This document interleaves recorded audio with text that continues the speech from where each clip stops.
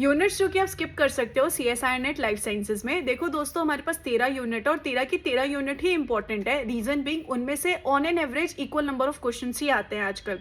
लेकिन फिर भी हम 13 यूनिट करनी कोई ज़रूरी नहीं होती, हम उससे कम यूनिट भी कर सकते हैं, 10 से 11 यूनिट भी कर सकते हैं।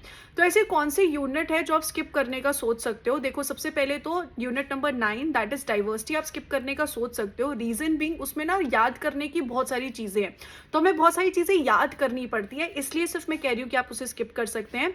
दूसरी यूनिट है applied biology unit. Applied biology unit जो है बहुत ही ज़्यादा वेरी यूनिट है, मतलब उसमें बहुत सारी चीज़ें आपको पढ़नी पड़ती है और उसमें से क्वेश्चंस जो है ना वो इतने ज़्यादा नहीं आते हैं। तीसरा जो है वो सब टॉपिक है हमारी यूनिट नंबर 4 का। एक तो है होस्ट पैथोजन इंट्रैक्शन और एक है इम्यूनोलॉजी। ये जो दोनों मिला के टॉपिक है काफ़ी बड़ा है और इस टॉपिक में से, इस पार्ट में से भी इतने नंबर ऑफ क्वेश्चंस नहीं आते हैं। तो अगर आप चाहें तो आप इस पार्ट को दोस्तों स्किप कर सकते हैं। At the end animal physiology और प्लांट फिजियोलॉजी दो ऐसी यूनिट है जो काफ़ी बड़ी बड़ी है, तो इसमें स्टूडेंट्स नॉर्मली एक यूनिट को स्किप कर देते हैं। अब आप क्या कर सकते हैं, आप एक यूनिट को इन दोनों में से कोई पूरा पढ़ लीजिए और दूसरी यूनिट में से जो इंपॉर्टेंट टॉपिक है वो कवर कर सकते हैं।